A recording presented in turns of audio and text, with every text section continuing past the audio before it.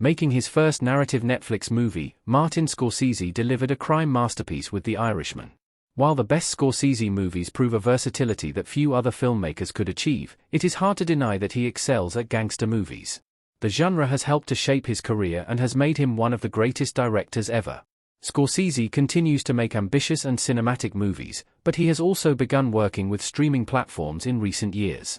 Scorsese's historical crime epic The Killers of the Flower Moon was his first movie with Apple TV+, but the filmmaker previously teamed with Netflix on a gangster movie filled with Scorsese's frequent collaborators. The Irishman is a ten-tenths modern gangster movie. Frank Sheeran, Robert De Niro, staring off, with a frown on his face in The Irishman.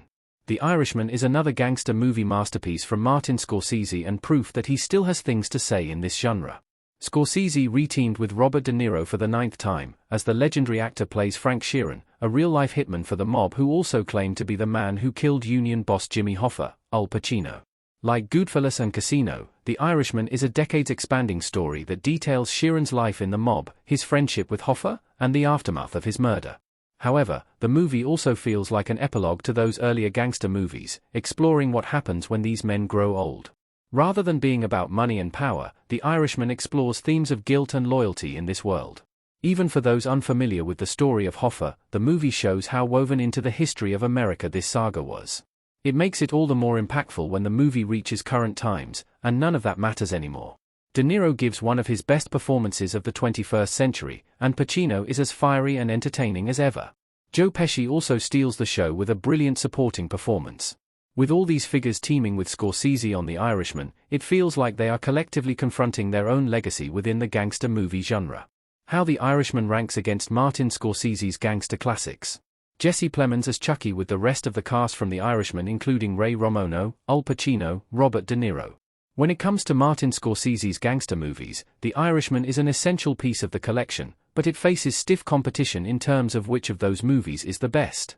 As often as Scorsese has explored this genre, all of these movies are worthwhile in their own way and explore something different. Fittingly, it was the gangster movie genre that finally won Scorsese an Oscar for Best Director and Best Director, with The Departed. One of Scorsese's most mainstream movies, it might not actually be his best and most profound movie, but it is a hugely entertaining crime movie from the master filmmaker.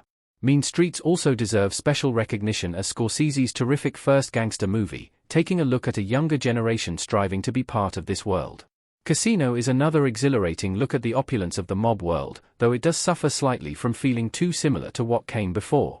Ultimately, Goodfellas is Scorsese's best mob movie and the best movie he has ever directed. The journey he takes the audience on shows the intoxicating thrill of the mob world, which gradually falls apart into violence and paranoia.